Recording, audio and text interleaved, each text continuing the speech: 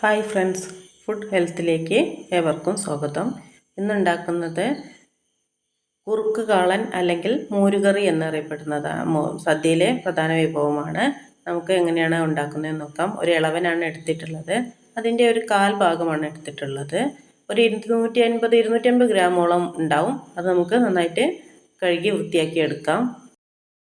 ഇളവൻ നന്നായി കഴുകി വൃത്തിയാക്കി മുറിച്ചെടുത്തിട്ടുണ്ട്.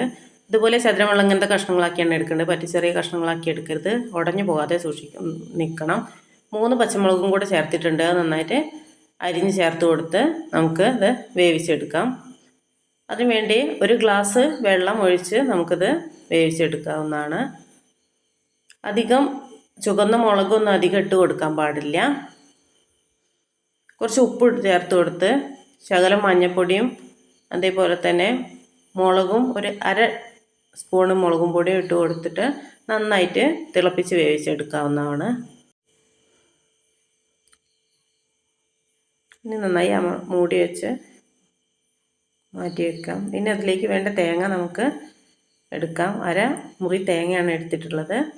ആ തേങ്ങയിലേക്ക് 1 സ്പൂണ് ഉലുവ നന്നായിട്ട് ഒന്ന് ചൂടാക്കി പൊട്ടി വരുന്നത് വരെ ഇളക്കി കൊടുക്കുക. ഒന്ന് പൊട്ടി വരുന്ന സമയത്ത് അതിലേക്ക് കുറച്ച് ചെറിയ ജീരകവും കൂടെ ചേർത്ത് കൊടുക്കണം.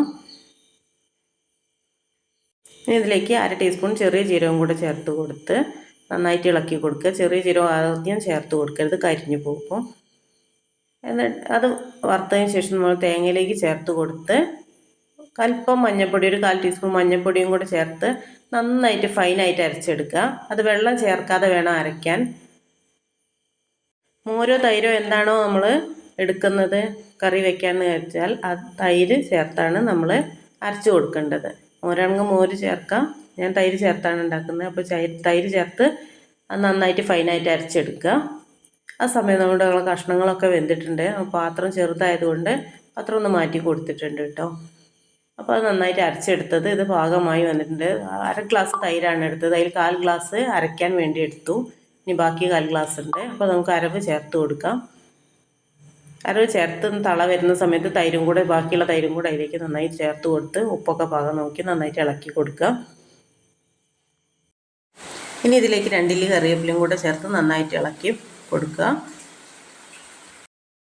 എന്നിട്ട് ചെറിയൊരു തള വന്നാൽ മതി, അധികം തിളച്ച് ഇതാവരുത്. ഇനി ഗ്യാസ് ഓഫാക്കിയതിന് ശേഷം നമുക്കതിലേക്കുള്ള വറവ് ചേർത്ത് കൊടുക്കാം. കുറച്ച് വെളിച്ചെണ്ണ ഒഴിച്ചിട്ട് അതിലേക്ക് അല്പം ഉലുവയും വറ്റൽ മുളകും കൂടിയാണ് ചേർത്ത് കൊടുക്കേണ്ടത്. മുളകില്ലാത്തതുകൊണ്ട് ഉലുവ മാത്രം ചേർത്തതാണ്. നിങ്ങൾക്കുണ്ടെങ്കിൽ ചേർത്ത് കൊടുക്കാം. അപ്പോൾ ആ വറവും കൂടെ ചേർത്താൽ നമ്മുടെ കുറുക്ക് കാളൻ അഥവാ മോരുകറി റെഡി ആയിട്ടുണ്ട്. എല്ലാവരും ഓണത്തിന് ഉണ്ടാക്കി നോക്കി അഭിപ്രായങ്ങൾ കമൻറ്റ് ബോക്സിൽ അറിയിക്കുക. അടിപൊളി ടേസ്റ്റുള്ള കറിയാണ്. എല്ലാവരും ഉണ്ടാക്കി നോക്കിക്കോളൂ കേട്ടോ.